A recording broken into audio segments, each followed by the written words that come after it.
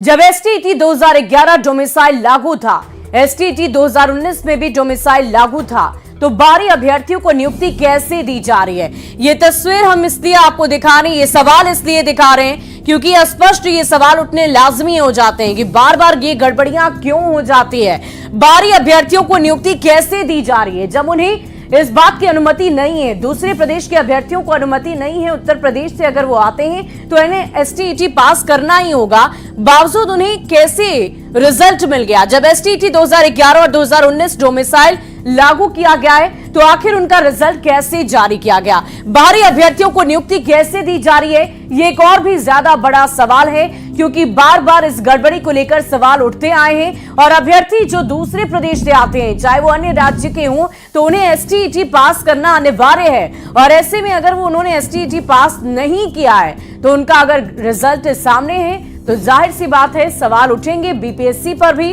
और साथ ही साथ नियुक्ति कैसे दी जा रही है इस पर भी सवाल उठने लाजमी हो जाते हैं। न्यूज़ 18 तमाम सवाल पूछता है।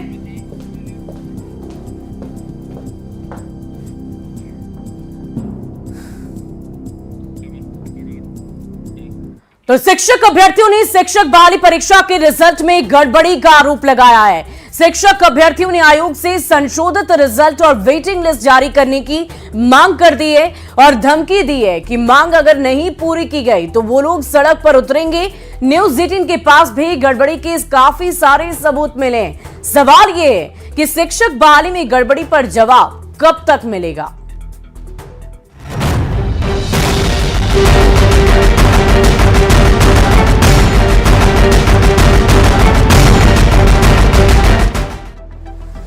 शिक्षक बहाली का रिजल्ट आने के बाद से लेकर आज तक शिक्षक बहाली के रिजल्ट में गड़बड़ी का आरोप भी लगता आ रहा है। एक तरफ सफल अभ्यर्थियों का डॉक्यूमेंट वेरिफिकेशन हो रहा है, साथ में काउंसलिंग भी कराई जा रही है। दूसरी ओर शिक्षक अभ्यर्थियों ने रिजल्ट में गड़बड़ी का आरोप लगाकर आंदोलन की चेतावनी दे दी है। इसका टोटल आवेदन में 1638 ऐसे अभ्यर्थी थे जिनका आइडेंटिटी मार्केबल है, ठीक है, कुछ न कुछ उनके यहाँ दिक्कत है, लेकिन उनमें से जो हमारे नज़र के सामने है वो लगभग 700 से 800 स्टूडेंट ऐसे हैं जो रिजल्ट में अपना स्थान बना लिए हैं। रिजल्ट में उनका रोल नंबर है और डिस्ट्रिक्ट भी अलॉट कर दिया गया।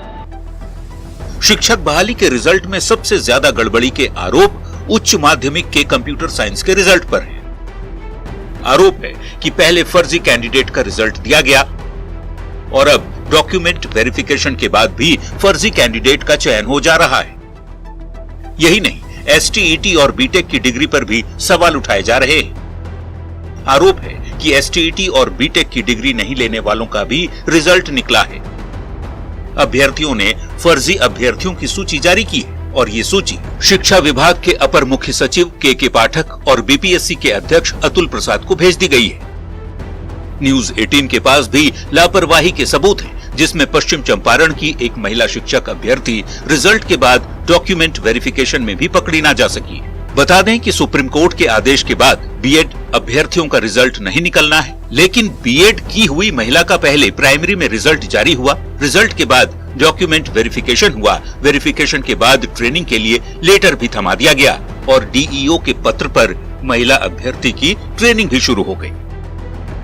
सवाल है कि जब प्राइमरी में बीएड अभ्यर्थी का रिजल्ट जारी नहीं करना था तो फिर कैसे रिजल्ट जारी हो गया? यानी सिस्टम में कहीं खामी है। यही वजह है कि शिक्षक अभ्यर्थियों की मांग है कि फिर से संशोधित रिजल्ट और वेटिंग लिस्ट जारी की जाए। शिक्षक अभ्यर्थियों का कहना है कि मांग यदि नहीं मानी गई तो वे सड़क पर उतरेंगे।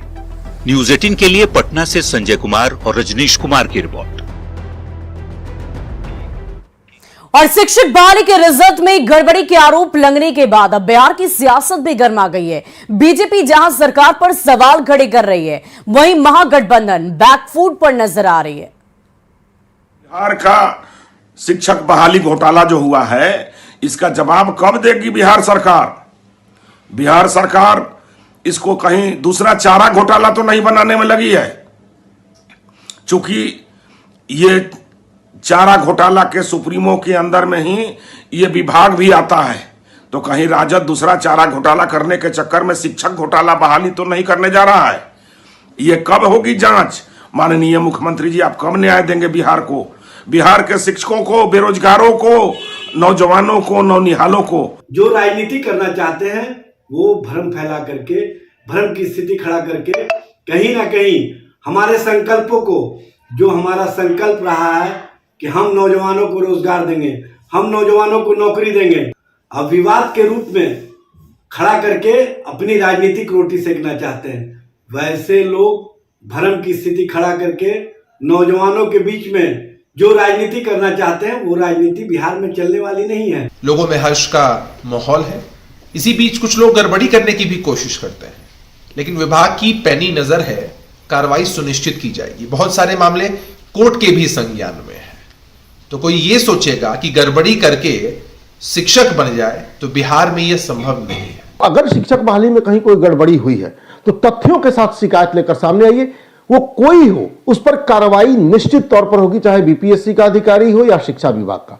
लेकिन बिना तथ्यों के साथ अगर सिर्फ अफवाहों के आधार पर आप कुछ कह रहे हैं तो अफवाह फैलाने वालों पर भी कार्रवाई होगी, तय जानिए। वहीं शिक्षक नेता भी शिक्षक बहाली को लेकर सवाल खड़े कर रहे हैं। शिक्षक नेताओं का कहना है कि रिजल्ट से बिहार सरकार और बीपीएससी की छवि धूमिल हो रही है। जब पीआरटी में बीएड वालों को बाहर कर दिया गया था तो फिर जब आपने डीएलएड का ही रिजल्ट दिया तो उसमें बीएड वाले अभ्यर्थियों का कैसे हो गया? और विभिन्न कहीं किसी जिलों में जो है बीएड वालों को औपबंधिक नियुक्ति पत्र वेरिफिकेशन के बाद दे दिया जा रहा है। वही हाल जो उच्च माध्यमिक और माध्यमिक में है कि बिना एसटीईटी किए हुए अभ्यर्थियों का रिजल्ट आ गया है, वैसे अभ्यर्थियों का रिजल्ट भी दे दिया गया है। हम बिहार सरकार और शिक्षा विभाग से मांग करते हैं, इससे छवि धूमिल हो रही है, सरकार की भी छवि धूमिल हो रही है, बीपीएससी की भी छवि धूमिल हो रही है। तो हम सरकार से मांग करेंगे कि वैसे लोगों को बाहर करके रिवाइज रिजल्ट जो है अविलंब बीपीएससी दे। और देखिए इस पूरी